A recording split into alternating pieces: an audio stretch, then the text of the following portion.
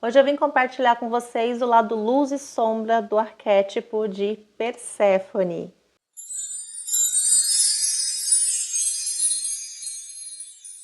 Sejam muito bem-vindas aqui a mais um vídeo do canal. Eu sou a Gleicia, se você é nova por aqui, tá?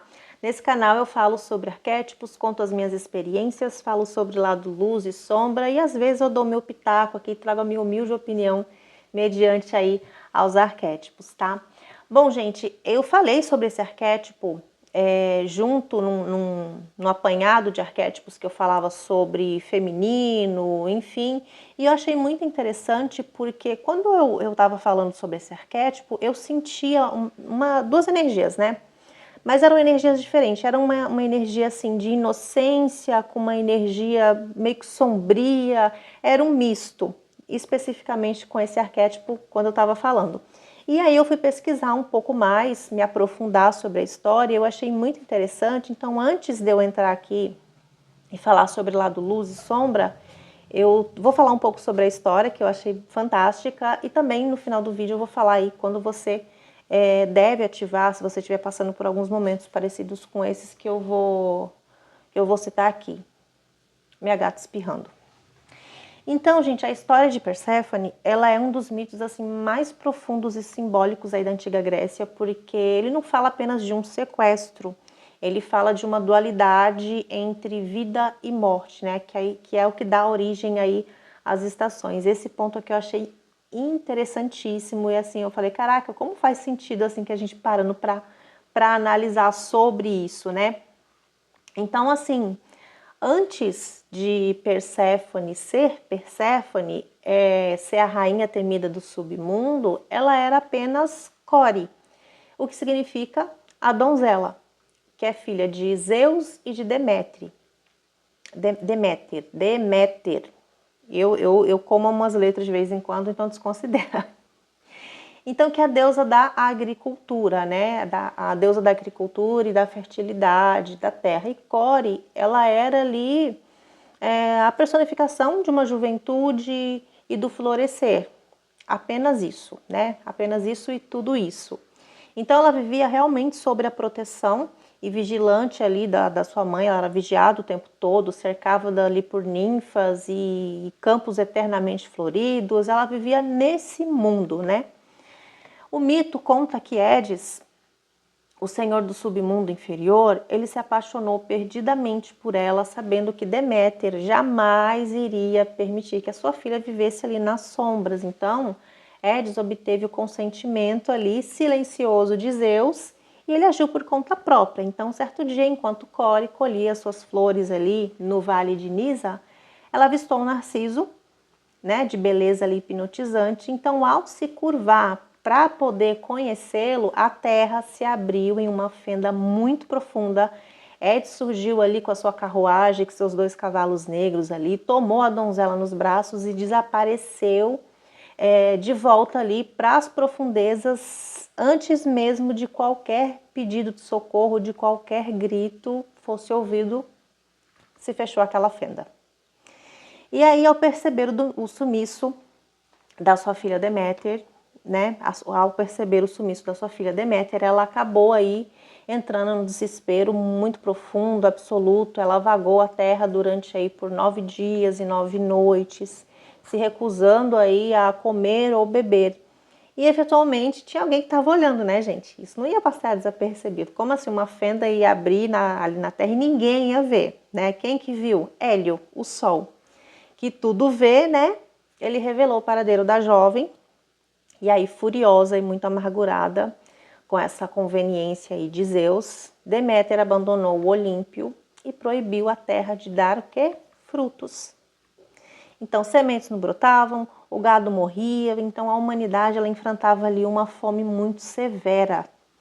E essa crise forçou Zeus a intervir aí, enviando aí Hermes ao submundo com uma ordem direta a Hades, que deveria libertar Perséfone. Só que Hades ele era muito astuto, então ele não contestou nada à ordem de Zeus, mas ele preparou uma última estratégia ali antes de Perséfone partir, viu, gente? Ele lhe ofereceu algumas sementes de romã E na mitologia grega, qualquer alimento no reino dos mortos criava ali um vínculo que não dava para ser dissolvido jamais, né? Com aquele lugar, não tinha como. Ela comeu ali as sementes, isso criou um vínculo. Então Perséfone, que seja lá por fome ou por uma aceitação silenciosa do seu novo papel, ela comeu ali 6 sementes, em algumas versões dizem que é 7. Então esse ato selou ali seu destino. Então ela não poderia mais pertencer ali inteiramente no mundo dos vivos. E aí o que acontece? Para resolver o impasse, né, foi selado um acordo mediado por Zeus.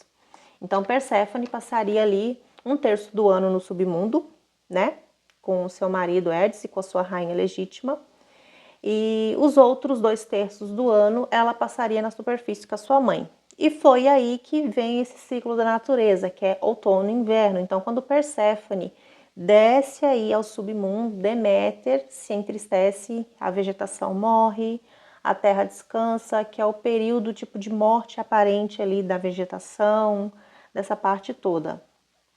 E aí, que é a primavera-verão, que é quando ela retorna à superfície.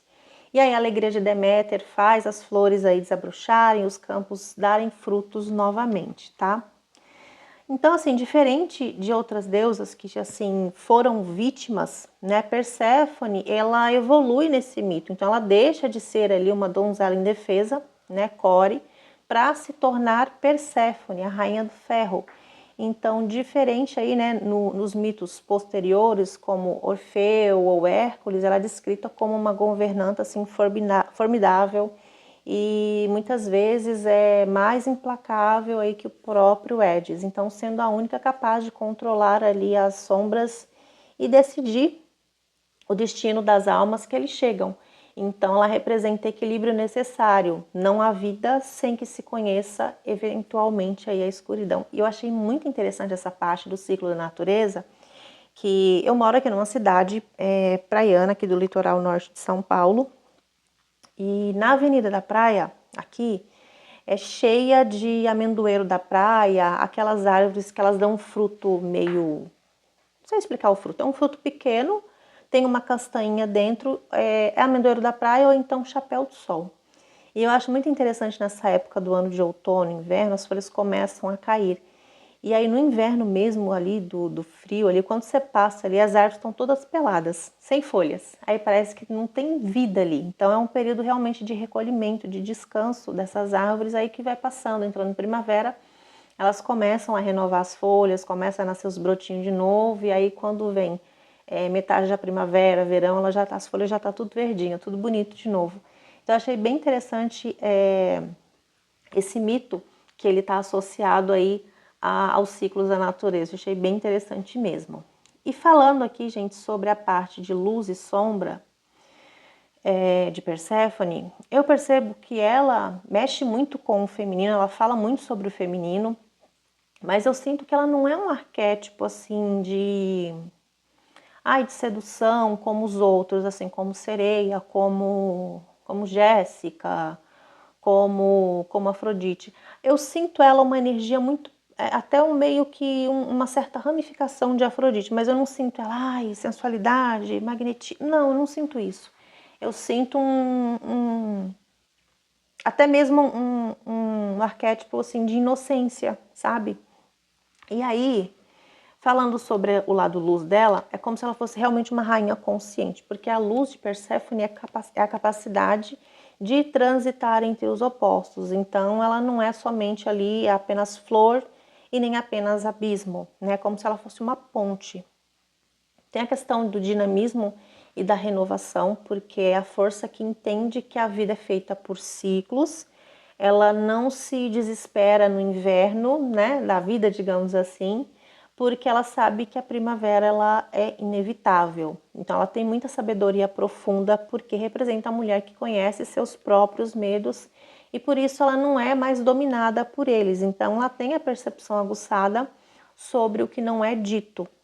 E ela tem uma empatia espiritual, porque ela consegue acolher a dor alheia sem ser sugada por ela, porque ela aprendeu a reinar ali na escuridão. Eu acredito que ela conseguiu tudo isso, né, esse lado luz dela, foi por ter passado realmente ali saído da luz e entrado nessa escuridão toda, né? Passou por esse período de renovação também.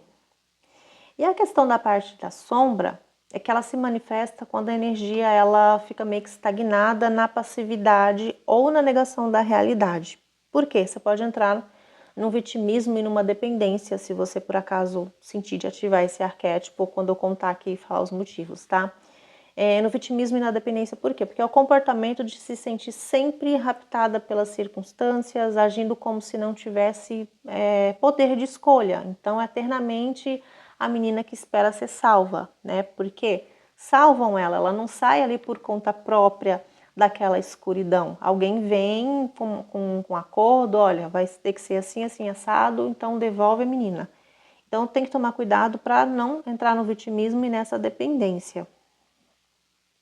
E também a indecisão ali crônica, tá? Porque a dificuldade de assumir um compromisso com a sua identidade real, vivendo em um mundo de fantasias, para não ter que encarar a responsabilidade ali de um mundo concreto, tá?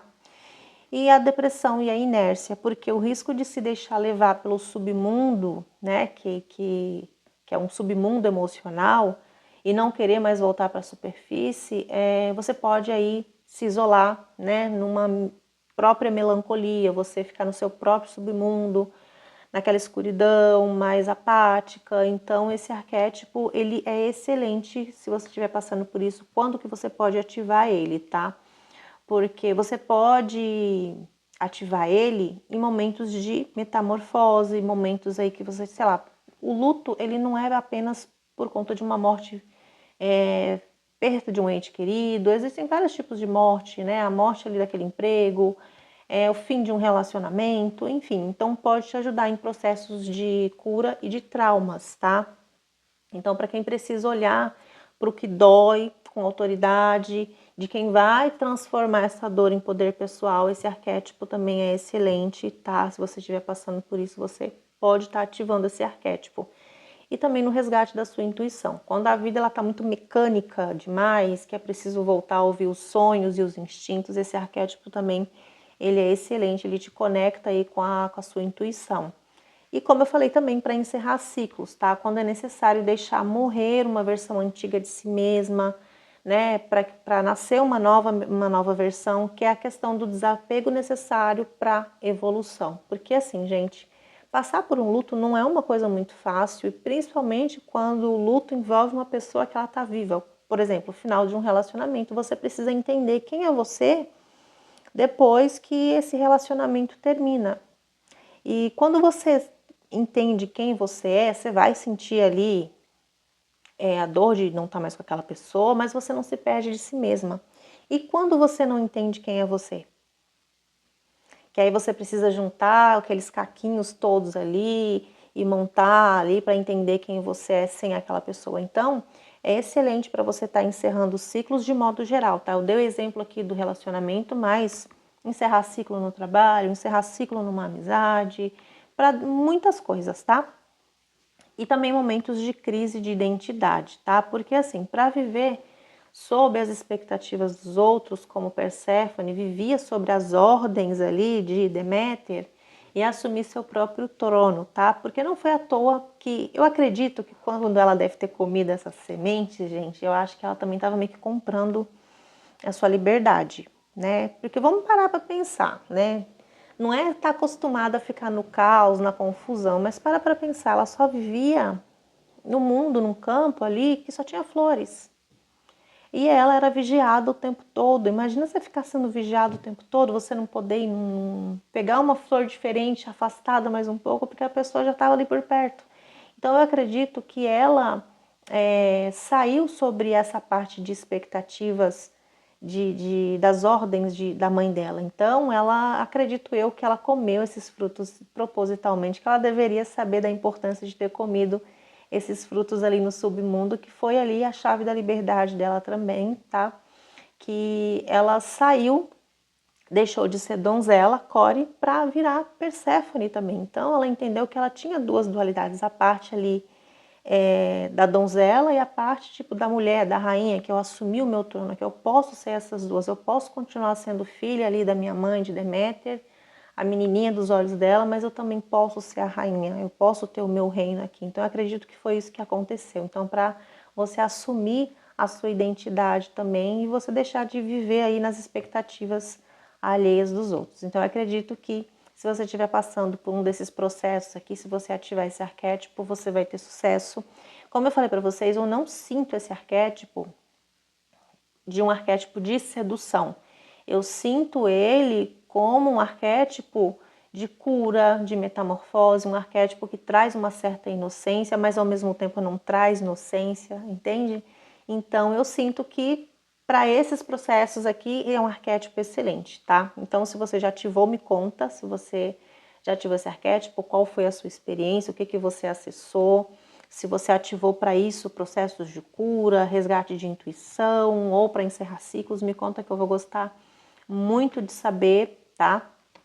E falando sobre saber, eu quero compartilhar com você, se você não sabe, eu fiz aqui uma imersão de arquétipos que eu gostei bastante, é bem acessível, eu paguei R$ 45 e ele tem um método, né, o método Arqueton, que você ativa durante 21 dias, vários arquétipos, um por dia, para o mesmo propósito, tá?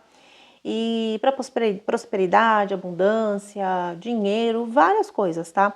E aí, lá tem a história de Cleópatra, tem explicando como você criar suas próprias imagens, tem bioquineses para quem gosta de bioquineses, tem meditação para quem gosta de meditação, e as imagens já estão prontas ali também, se você quiser baixar, usar essas imagens, mas você também pode criar suas imagens, tá? Vou deixar o link aqui na descrição do vídeo, tá? É só clicar, é segura pelaquela a plataforma aqui, o Wi-Fi. Eu gostei bastante, eu já fiz mais de uma vez essa imersão, eu sempre estou fazendo, eu faço os 21 dias, aí eu dou um tempinho, depois eu faço novamente, eu achei bem interessante. Então, o que é bom, a gente precisa compartilhar, se você não estava sabendo, agora você está sabendo aqui que eu fiz, e eu vou deixar aqui para você também, se você quiser, tá bom? E é isso que eu queria compartilhar com vocês, esse arquétipo de Perséfone. Eu achei incrível essa história das estações, eu achei muito bacana essa história sobre a mitologia. E é isso, e se você gosta aqui desse tipo de conteúdo onde eu venho falando sobre lado luz e sombra, clique em gostei, que assim eu entendo que vocês estão gostando. E eu vou ficando por aqui e a gente se vê então nos próximos vídeos. Tchau!